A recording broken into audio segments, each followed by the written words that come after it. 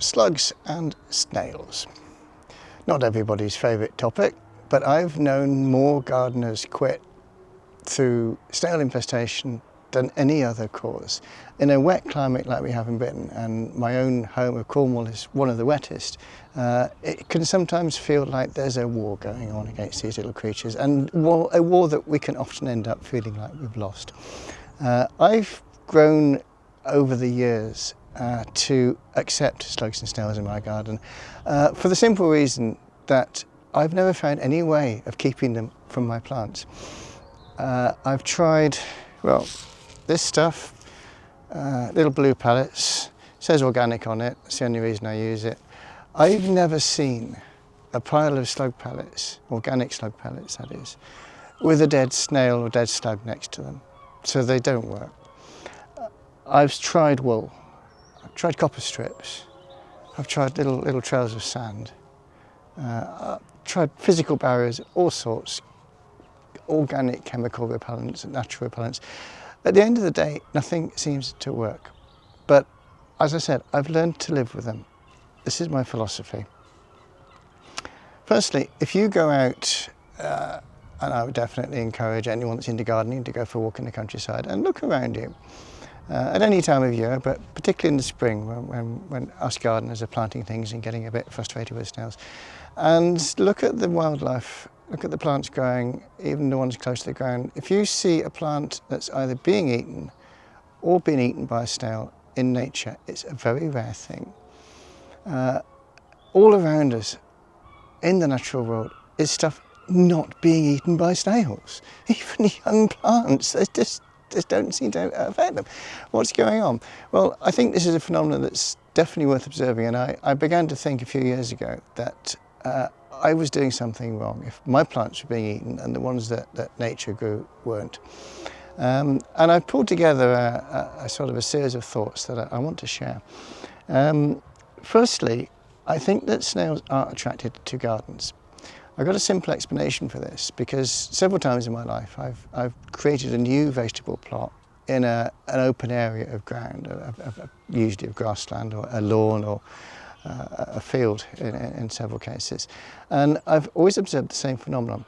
For the first year, you really don't lose anything to slugs and snails. The second year, you start to lose stuff. By the time year 3 comes along, on the same piece of land, wherever it is, you've got slugs and snails everywhere.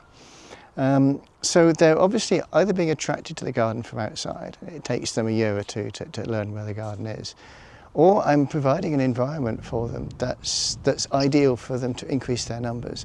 I'm either providing the sort of shelter that they like, or I'm providing the food that they like. But there's something that I'm doing that is bringing snails into my garden, and it's taken me a long time to find out what those things are.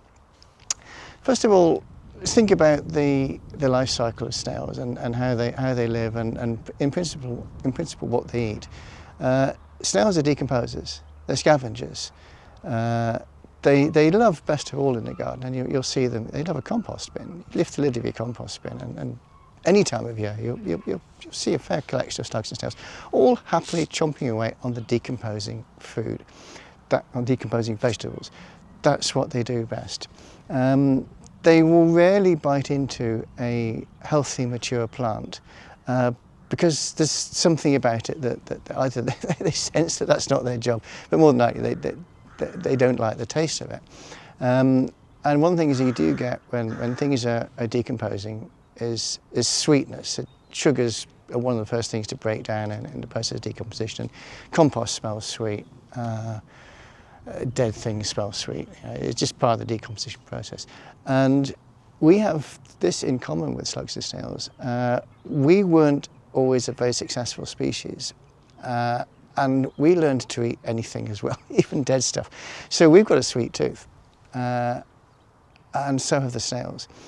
Now, over the hundreds and thousands of years of plant selection by gardeners and growers, we've bred plants to be sweet, sweeter than they are in nature.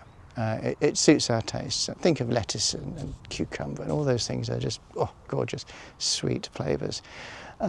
Strangely enough, those are the things that the snails go for. So really we are to blame in many respects, because we have actually bred plants to be snail friendly. Things that aren't sweet in nature. They mimic the process, they mimic the taste and the smell of decomposition. So to the snails, they think a sweet plant is dying. So they just dive in it and eat it. So there's a lot to be said for either choosing older varieties or choosing things that aren't in this sort of super sweet group. I know that's a bit of a shock because you say, well, I like lettuces. But that's the first thing I've learned.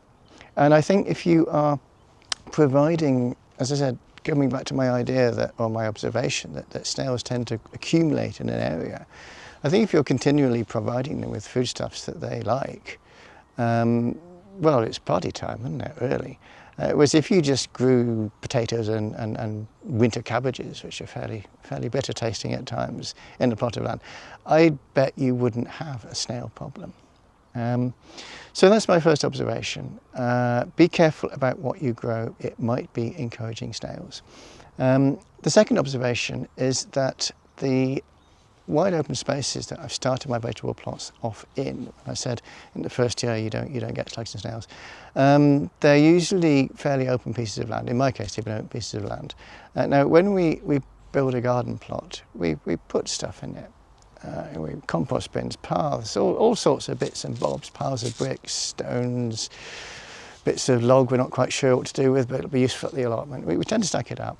And we're creating shelter for, I hate to say it, small vulnerable creatures that like a damp space. And I have noticed, and any gardener has probably noticed in the wintertime, if you pick up a brick or a stone, it's often got snails underneath it. They're just there dozing away for the winter, ready to burst forth in the spring. And so I've learned to keep my plots extremely tidy.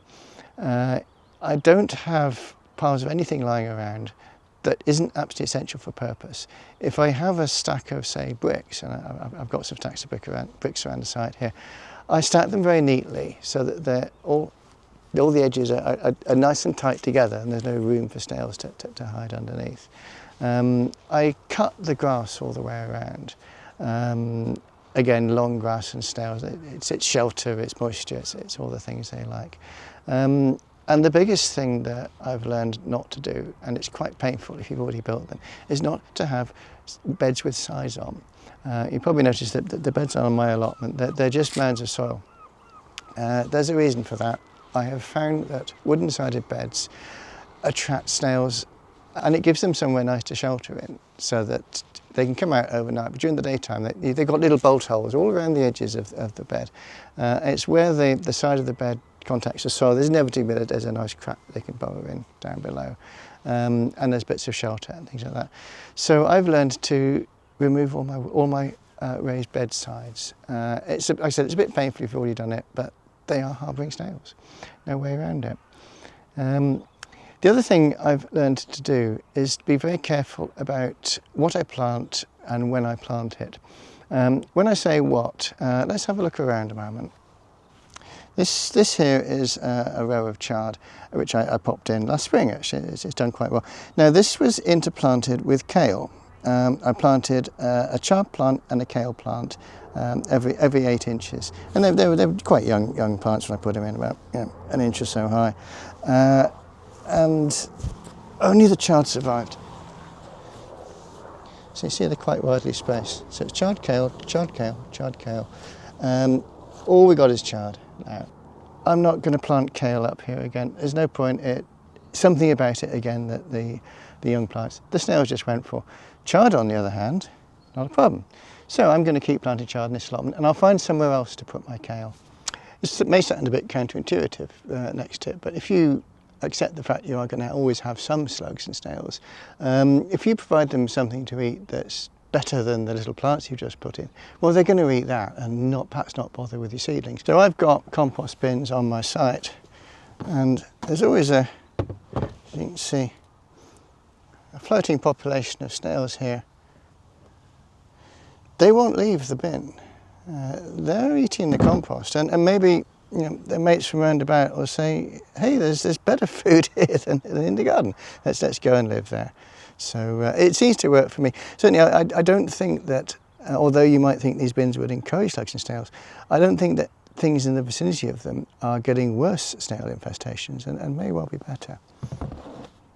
Be attentive with your planting times. These beans, they're not in any danger of being attacked by slugs and snails. It's far too cold now in February for them to be abroad. They're all tucked in other people's allotments, hopefully. But because they were planted in November, they've been growing up through the winter season when it's pretty slug and snail free. They're now big enough that they won't be a temptation to slugs and snails. They'll grow on fine. Not a problem there. Another natural slug and snail repellent, this is garlic. If you plant it all around your garden, it just confuses their chemical senses a little bit. It's not proof against slugs and snails, but it'll just repel them a bit. Things growing near garlic may get a little bit more of a lease of life. If you decide that a physical barrier is the only thing that will do, I did say they don't work. Well, they can work, it can be made to work. Here's an example. It's winter time at the moment. This isn't actually a protection against slugs and snails, it's against pigeons. But if this were the springtime and I had some seedlings in here that I really had to protect, what I would do is I'd lay, this is a netting, you could do the same with fleece, lay it on the ground with a generous overlap, these bricks here, hold it down all around the edge, do that pattern all the way around. That forms a physical barrier that slugs and snails will not get underneath. The thing to be aware of, they won't be able to get in, but if they do happen to get in, they won't get out again, so you still need to keep an eye on things. Another basic tip, always keep your paths nicely mown. They don't like open ground, they don't like crossing them because they might get swooped on by birds. Long grass is a hidey hole, don't provide them with one. Again, keep any edges nicely trimmed. This lot's, even though it's winter time, it's coming up for another trim and a cut, just to keep those snails down. So you might say, well, this is all good advice, but I want to grow sweet things. I like lettuces and you know, I just don't want to live on cabbages and things that snails won't eat. That's fair enough. And I grow things like that too, but I grow them in a very protected environment. A lot of my salad crops, I actually grow in my garden at home, in the back garden, where I keep a very close eye on things. I do a lot of growing in my greenhouse, which is a completely controlled environment. Any slug or snail gets in there, I can spot it very quickly and it's out. So that is my go-to place for growing salads. And only in the summertime do I start growing salads in the open soil. And I tend to raise seedlings. I also raise them as seedlings. I transplant things as large as possible. And I put them in the areas that I've known from previous experience slugs and snails don't accumulate in. Up at the allotment here, where I know there is quite a lot of stuff lying around. I do tend to concentrate on the slug-proof vegetables, and it works. It's a slightly different regime, but nature is like this. Nature will tell you things when you're going wrong. You can't plant exactly what you want, when you want it, where you want it. It doesn't work that way. You have to work with nature's parasites. Even slugs and snails have a purpose in an ecosystem.